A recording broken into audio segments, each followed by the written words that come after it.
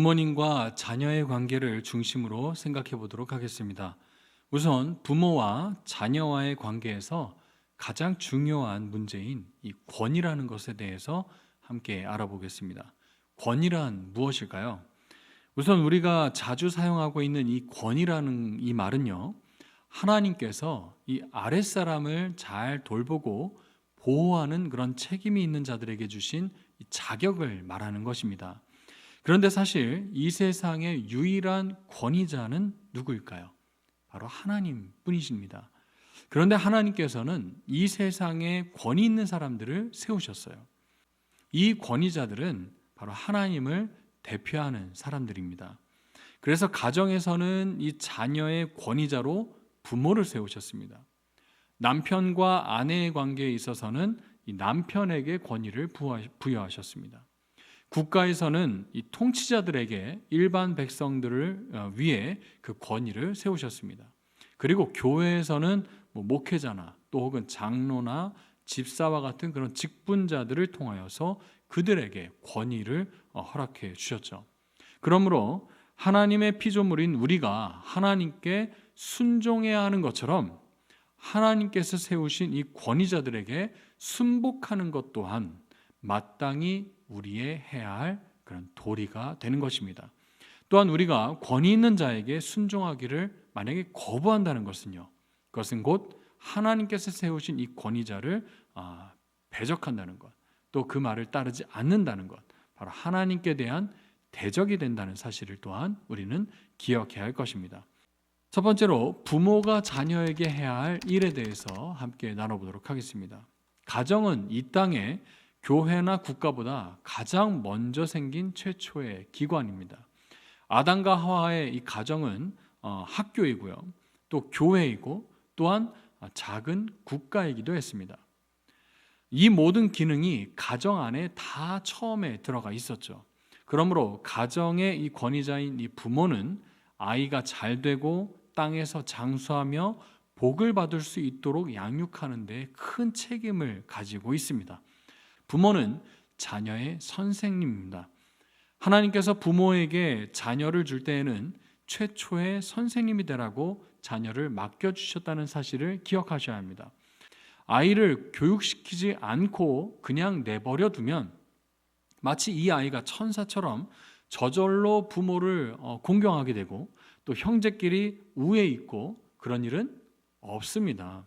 자기만 사랑하는 그런 이기적인 그런 사람이 되어서 나중에는 그 짐승과 같은 그런 야성이 결국에는 드러나게 되고 인간 사회의 이런 우리의 모든 관계 속에서 살기에 부적합한 그런 상태로 되기 쉽습니다. 그래서 최초의 부모가 자녀들에게 그런 인성교육을 가르치는 선생 노릇을 잘 해야 하는 것입니다. 이것이 하나님께서 부모에게 맡겨주신 권위이죠. 가정은 최초의 교회이기도 합니다. 많은 지식을 쌓고 큰 인물로 이름을 떨치는 것보다 더 중요한 것은 자녀들로 하여금 하나님을 어떻게 내 마음 가운데 중심을 세워 모시고 잘 살 것인가, 어떻게 평생 하나님을 잘 사랑하고 하나님께 순종하면서 하나님과의 바른 관계를 맺어야 할 것인가, 어떻게 하면 하나님의 사람으로 잘 살아갈 것인가, 이것이 자녀 양육의 가장 중요한 목적이 되는 것입니다. 가정교육의 가장 큰 중점은 이렇게 신앙교육에 있다는 것입니다. 가정에서는 부모님이 목사이고 장로이고 집사가 되는 겁니다. 다시 말하면 가정의 이 자녀들에게 신앙교육을 책임지는 교회의 목회자로서의 역할을 부모가 감당하셔야 된다는 겁니다. 가정의 목회자로서 자녀 양육의 진정한 성공은 하나님을 경외하는 신실한 그리스도인으로 자라가게 하고 양육하는 데 있다는 것을 기억하시기 바랍니다. 두 번째로는 자녀가 부모에게 해야 할 일입니다. 우리 청년들에게는 이제 모두 다 자녀이죠. 그렇다면 우리 청년들은 부모에게 어떻게 무엇을 해야 될까요? 이를 기초로 부모님을 향한 이 자녀의 도리란 무엇이겠습니까? 부모님의 이 말씀을 잘 들어야 합니다. 또한 이 부모님의 말씀에 잘 순종해야 합니다. 자녀가 부모를 공경하는 가장 복된 길은 부모님의 말씀에 잘 순종하는 것입니다. 이것이 부모 공경의 가장 중요한 하나님의 말씀하신 원리입니다. 그러나 한 가지 우리가 유의해야 될 점이 있죠. 부모가 하라는 것이 다 순종해야 되는가? 라는 그 질문입니다. 그렇지는 않습니다. 부모님이 다 옳을 수는 없습니다. 제일 우선되는 것은 바로 하나님이라는 거죠. 하나님이 우리의 가장 우위에 계신 분이고요. 하지만 부모도 죄인인지라 부모의 가르침이 잘못된 것일 수도 있고 틀릴 수도 있습니다. 그러므로 부모님의 말씀에 순종한다라는 것은요, 더 먼저 우위에 계신 그 하나님의 말씀에 합한 그러한 말씀을 할 때, 또 그러한 요구와 명령을 하실 때 순종해야 하는 전제가 있음을 기억하시기 바랍니다.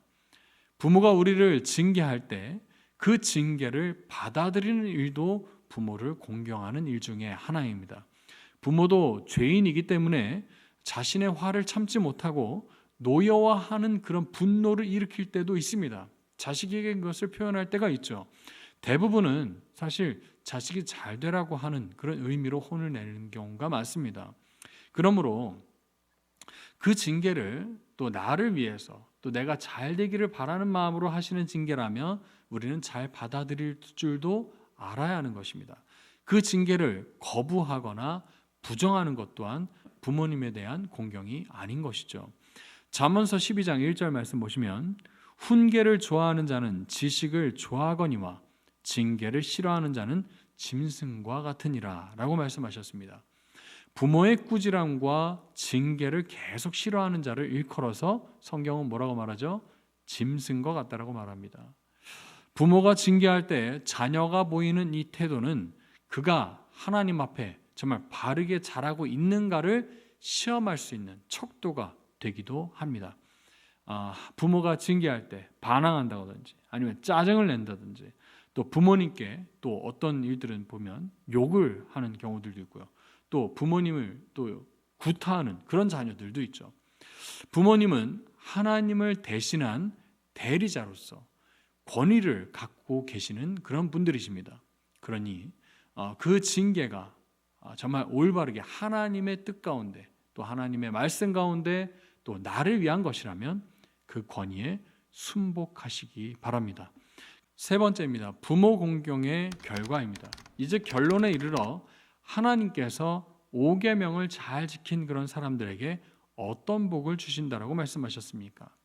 땅에서 생명이 길 뿐 아니라 신명기에서는 또한 복을 얻으리라 곧 장수와 번영을 약속해 주셨습니다. 우리는 반대의 경우를 생각해 볼 수가 있는데요. 오해하지 않도록 주의하셔야 됩니다.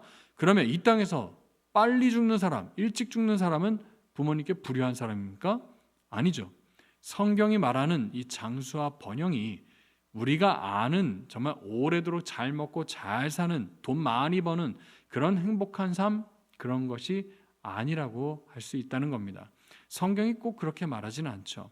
나의 영광이 아니라 하나님의 영광을 위해서 우리의 장수와 번영도 허락될 수 있다라는 그 사실을 우리는 기억하셔야 합니다.